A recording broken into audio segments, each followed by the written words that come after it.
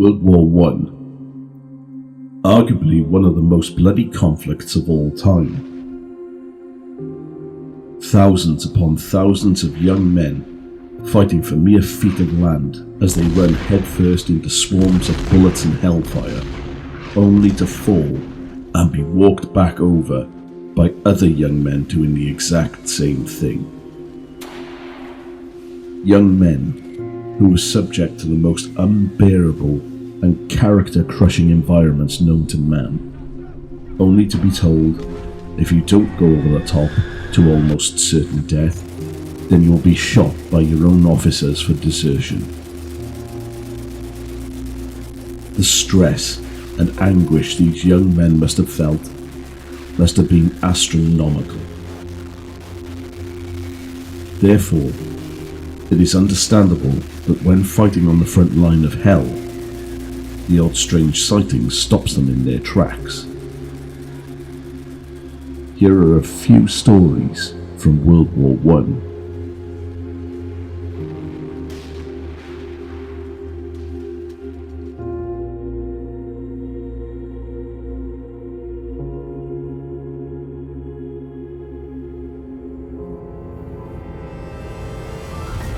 In a small column in the Liverpool Echo, sometime during the war, it was reported that an entire company had seen the ghostly apparition of one of their fallen comrades.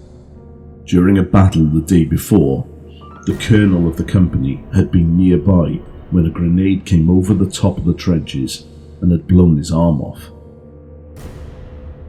The men watched as he was hauled off by the stretcher bearers to the local field hospital. Little did they know, the colonel never made it. His wounds were too extensive and he died on the way. According to the excerpt, the company commander was approached by the sergeant major, who said, "Begging your pardon, sir, but here comes the colonel. I didn't know he was back again." The officer looked up to see the colonel standing in the trenches covered in mud, with binoculars around his neck, and his beret on one side, a little personal quirk of the colonel. The commander walked towards him but dropped his stick. He picked it up, and as he rose, he noticed that the colonel had disappeared. Strange considering there was nowhere for him to disappear to. The commander ran to the company headquarters shouting, "Did you see him?" The subalterns looked at him and said in return, "See who?" "The colonel." "Yeah, we saw him, looking down the trench just there.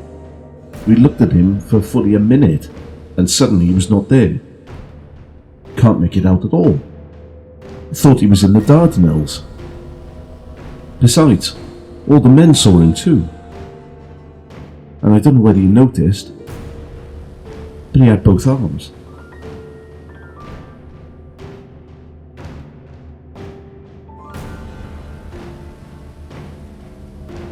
During the height of World War I, threats not only came from directly in front. With the introduction of aviation, pilots now had the ability to drop bombs from planes. But it also came from underground. Soldiers and tunnelers from both sides dug down in the hopes of detonating explosives under the enemy in order to break through the stalemate. Lieutenant Spate sat in his dugout as the sound of explosions echoed in the distance. In the dim candlelight, he wrote a letter back home when he felt someone walk into the dugout. He turned to see the image of his friend who had died at the Battle of Ypres. The next night, Spate invited another officer to sit next to him, should the apparition return. It did, only this time, it motioned to the two men and pointed to a point on the ground before vanishing. The two men ordered some of the soldiers to start digging at the exact point that the ghost had pointed to. After a short while, the soldiers broke through into a tunnel packed with German explosives. and set to detonate in 13 hours. Thanks to Space Spectral Visitor, the bombs were disarmed without incident. The ghost never reappeared.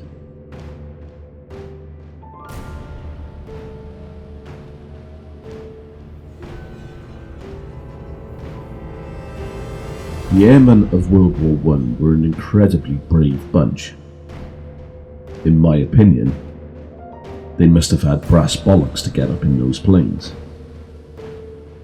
The technology had only been around for 11 years when war broke out, and the average life expectancy for a pilot was 11 days. The engines were prone to stalling, the wings and body were made of wooden canvas, and parachutes had not been invented.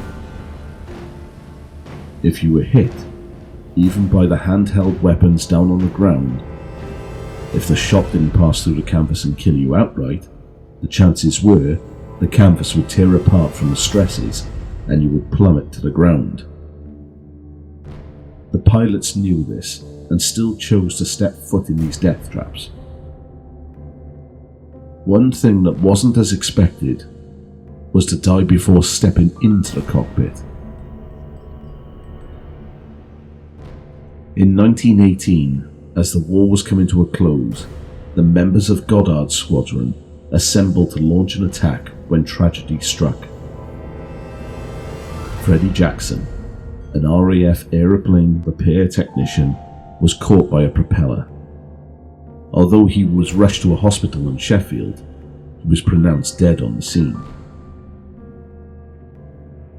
After the war, in 1919, Goddard's squadron once again assembled to have a photograph taken. When the members of the squad looked at the photo, they recoiled in amazement and horror.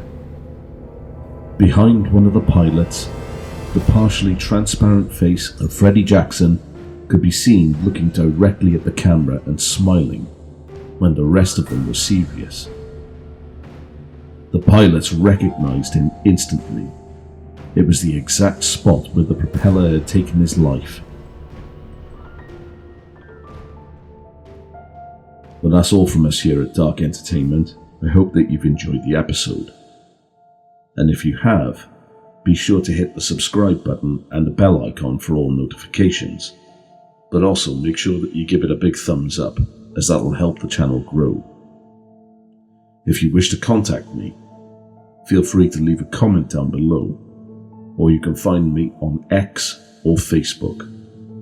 Or if there's a story you would like me to look into, or a location, feel free to email me at dark_entertainment@outlook.com. And remember, stay dark, stay creepy, and always laugh. Ta-ta!